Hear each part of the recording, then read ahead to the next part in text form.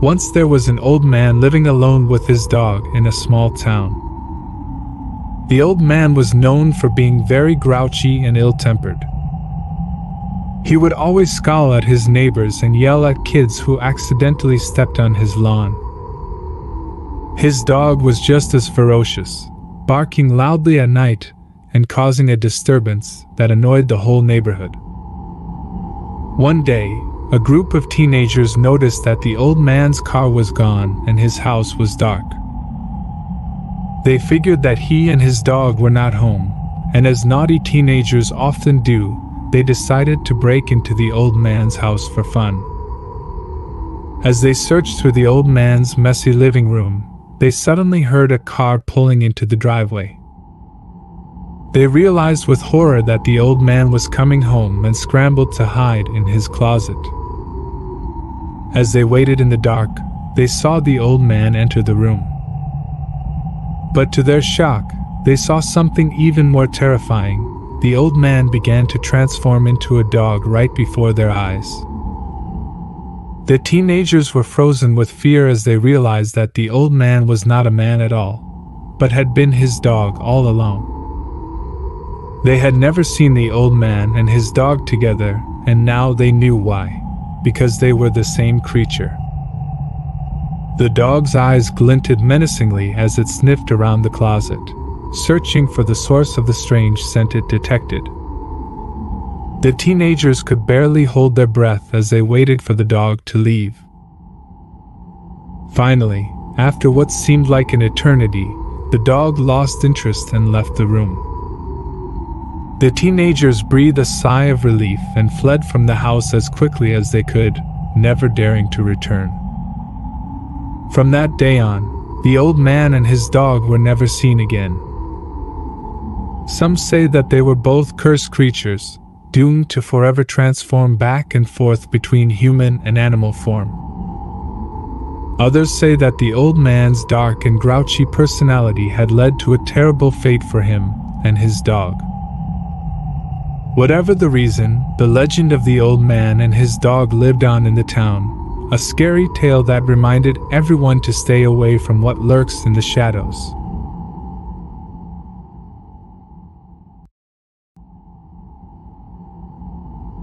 It was a dark and stormy night, and Sarah was home alone.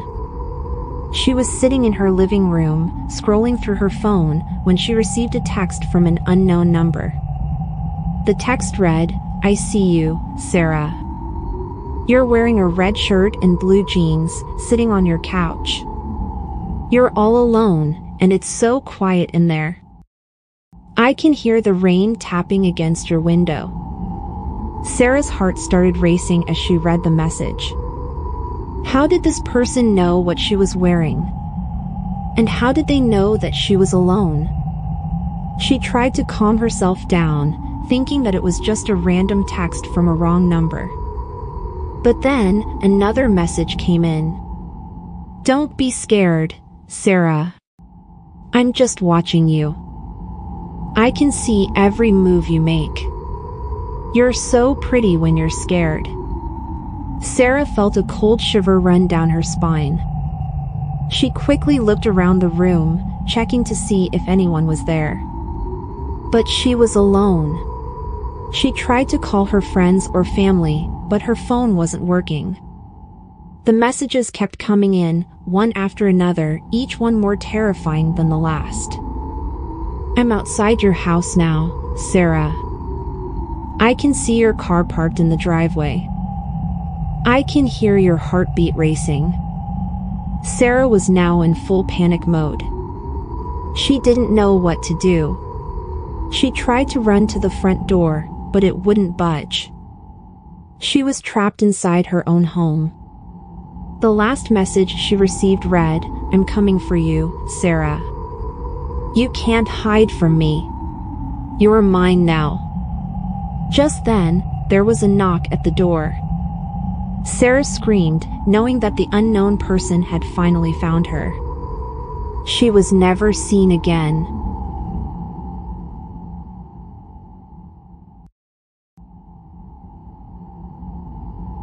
John was riding his bike on a busy street surrounded by honking cars and swarming pedestrians. He was in a rush to get home, and he pedaled harder, determined to make it back before sunset. But as he rode over a puddle on the road, his tires skidded and he fell hard onto the pavement, hitting his head and losing consciousness. When he finally came to, everything had changed. The once bustling street was empty, with no signs of life or activity. The sun had set and darkness had engulfed the city, casting eerie shadows all around. John looked around in shock and confusion, trying to make sense of what had happened. But as he got up to his feet, he realized that he was the only person on the street. There were no cars or pedestrians in sight, and all the shops and stores were closed and locked up. It was as if the city had become a ghost town, with no signs of life or activity. As John walked around, he couldn't shake the feeling that something was watching him, following his every move. He heard strange noises in the distance, like whispers and footsteps, but he couldn't see anyone around. The silence was deafening, and the darkness was suffocating. John felt like he was trapped in a nightmare, and he couldn't wake up. As the night wore on, John began to feel like he was losing his mind. He couldn't find anyone, couldn't see anything, and couldn't make sense of what had happened. And then, just as suddenly as it had started, the darkness lifted and the city came back to life. Cars honked, pedestrians bustled, and shops opened their doors. John looked around in disbelief, wondering if he had imagined everything. But the memory of the dead city stayed with him, haunting him for the rest of his days. He never forgot the feeling of being alone and lost, with no one to turn to and nowhere to go. It was a nightmare that he could never escape, no matter how hard he tried.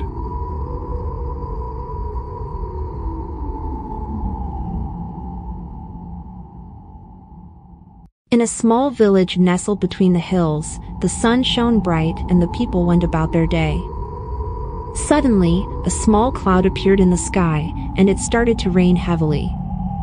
The villagers were surprised because the cloud was so small, and they could not understand how it could carry so much rain. The rain continued, and the puddles on the streets grew bigger and deeper. The villagers watched as the water level rose and started to flood their homes. They tried to block the water with sandbags, but it was no use. The water continued to rise, and soon the villagers had to escape up to the hill next to the village. As they climbed the hill, they looked back at their village and saw the small cloud growing and growing, becoming darker and scarier.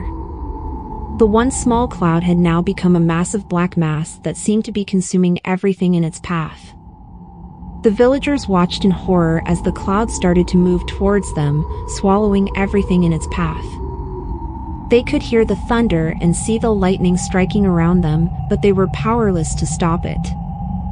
As the cloud approached, the villagers could feel the ground shaking under their feet. The wind howled and the rain came down in sheets, drenching them to the bone. The cloud engulfed them, and they were consumed by darkness. The next day, the villagers woke up on the hill, surrounded by debris and wreckage. They looked down at their village, and it was gone. The small cloud had turned into a massive storm that destroyed everything in its path, leaving nothing but devastation and despair. The villagers never forgot that day, and they warned their children to always be wary of the clouds in the sky. They knew that a small cloud could bring heavy rain, but they never imagined that it could turn into a terrifying monster that could destroy their homes and lives.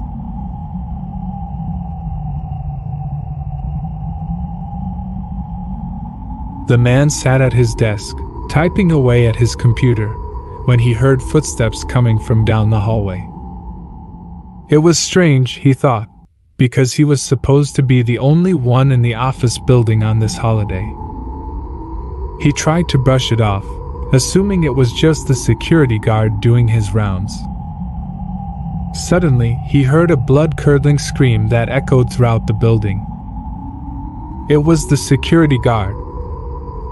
The man's heart raced as he ran to the hallway, hoping to find out what was going on. As he turned the corner, he saw the security guard sprinting towards him with sheer terror on his face. Without hesitation, the man turned to run, but something caught his eye. It was a figure, standing in the shadows at the end of the hallway. It was tall, with long, spindly arms and legs.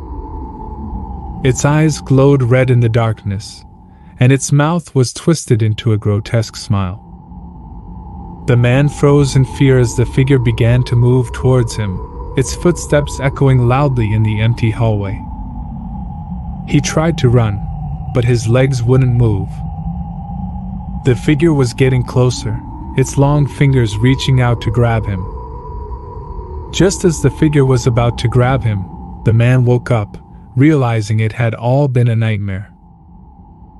But as he sat up in bed, he heard footsteps coming from down the hallway. He felt a cold sweat break out on his forehead as he realized that the footsteps were getting closer and closer, just like in his nightmare.